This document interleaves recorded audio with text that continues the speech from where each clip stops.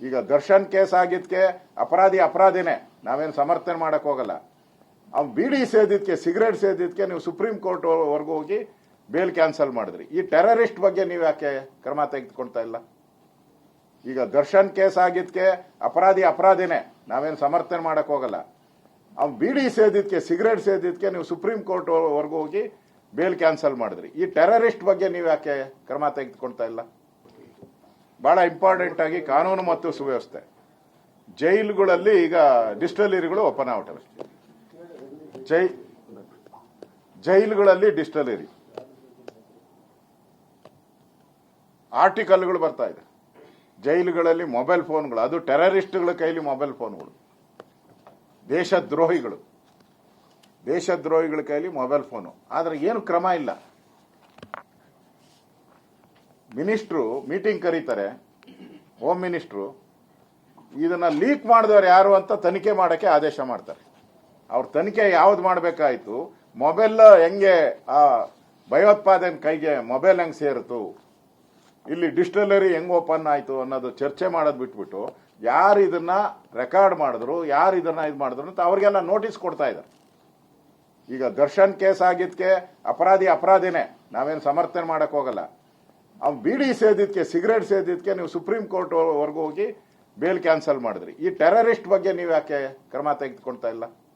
Mobile ಕೊಟ್ಟವ್ರ ಬಗ್ಗೆ, distillery ಹೆಂಗ್ open ಆಯ್ತು ಜೈಲುಗಳಲ್ಲಿ, ಇದ್ರ ಬಗ್ಗೆ ಏನೂ ಇಲ್ಲ. ಈ ವಿಚಾರವಾಗಿಯೂ ಕೂಡ ನಾವು ಪೊಲೀಸ್ ದರೋಡೆ, ಇಷ್ಟು ದಿನ ಕಳ್ಳರ ದರೋಡೆ ಮಾಡ್ತಾ ಇದ್ರು ರಾಜ್ಯದಲ್ಲಿ, ನಾವೆಲ್ಲ ಡಕಾಯಿತಿ ಕಳ್ಳರು ಮಾಡ್ತಾ ಇದ್ರು ಅಂತ ನೋಡಿದಾಗ ಈ ಸರ್ಕಾರ ಬಂದ ಮೇಲೆ ಪೊಲೀಸರೇ ದರೋಡೆ ಮಾಡಕ್ ಶುರು ಮಾಡ್ಬಿಟ್ಟವ್ರು. ಇನ್ಯಾರ ಕೇಳಿ ಬೇಲಿನೇ ಎದ್ದು ಅಲ್ಲ ಹೊಲ ಮೇಯೋ ಸ್ಥಿತಿ. ಅದೇನೋ ತೋಳ ಕಾಯಕ್ ಬಿಟ್ಟ ಕುರಿನ ತೋಳ ಕಾಯಕ್ ಬಿಟ್ಟಂಗ ಆಯ್ತು ಈ ಕತೆ.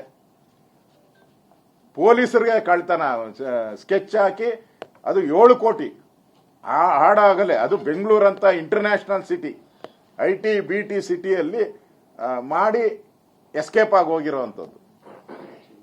ಈ ವಿಚಾರನೂ ಕೂಡ ಇವತ್ತು ನಾವು ಚರ್ಚೆ ಮಾಡ್ತೀರಿ. ಅದೇ ರೀತಿ ಸರ್ಕಾರಿ ಶಾಲೆಗಳು, ಪಾಳು ಬಿದ್ದಿರೋ ಸರ್ಕಾರಿ ಶಾಲೆಗಳು, ದೇವಸ್ಥಾನಗಳಲ್ಲಿ ಶಾಲೆ ನಡೀತಾ ಇರೋದು, ಮರದ ಕೆಳಗಡೆ ಶಾಲೆ ನಡೀತಾ ಇರೋವಂಥದ್ದು, ಮತ್ತೆ ನೇಮಕಾತಿ ಏನ್ ಮಾಡ್ತೀನಿ ಅಂತ ಹೇಳಿದ್ರು. ಉತ್ತರ ಕರ್ನಾಟಕದಲ್ಲಿ ಸುಮಾರು 25,000 ಜನ ಶಿಕ್ಷಕರನ್ನ ನೇಮಕಾತಿ ಮಾಡ್ತೀನಿ ಅಂತ ಅಧಿವೇಶನದಲ್ಲಿ ಹೇಳಿದ್ರು ಸಿದ್ದರಾಮಯ್ಯ. ಇದುವರೆಗೂ ಅದನ್ನ ಮಾಡಿಲ್ಲ ಅವರು. ಅದಕ್ಕೆ ಒಂದು ದಿನ ಮೀಸಲಿಡಬೇಕು ಅಂತ ಹೇಳಿ ನಾವು ಇದ್ದೀರಿ. ಅದೇ ರೀತಿ ಬೆಂಗಳೂರಿನ ಹಳ್ಳ, ಇಡೀ ರಾಜ್ಯದಲ್ಲಿ ಹಳ್ಳ ಬಿದ್ದು ಸುಮಾರು 800 ಜನ ಇದುವರೆಗೂ ಸತ್ತಿದ್ದಾರೆ ಇಡೀ ರಾಜ್ಯದಲ್ಲಿ. ಬೆಂಗಳೂರಂತೂ ಗುಂಡಿಗಳ ಬೆಂಗಳೂರಾಗೋಗ್ಬಿಟ್ಟಿದೆ. ಈ ವಿಚಾರವಾಗಿ ಚರ್ಚೆ ಮಾಡುವಂತ ತೀರ್ಮಾನವನ್ನ ಇವತ್ತು ನಮ್ಮ ಸಮನ್ವಯ ಸಮಿತಿ ಸಭೆಯಲ್ಲಿ ಚರ್ಚೆ ಆಯಿತು.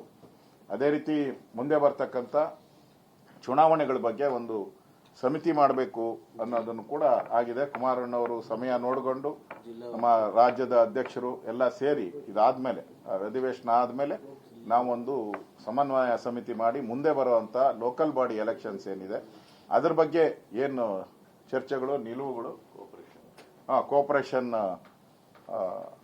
ವಿಚಾರವಾಗಿ ಏನು ಎಲೆಕ್ಷನ್ ನಡೀತಾ ಇದೆ ಅದರದ್ದು, ಮತ್ತೆ ಕೋಪರೇಟಿವ್ ಸಾಲಗಳ ಬಗ್ಗೆ ಅದ್ರ ಬಗ್ಗೆನೂ ಕೂಡ ಚರ್ಚೆ ಆಗಿದೆ. ಇಷ್ಟು ಮೇನ್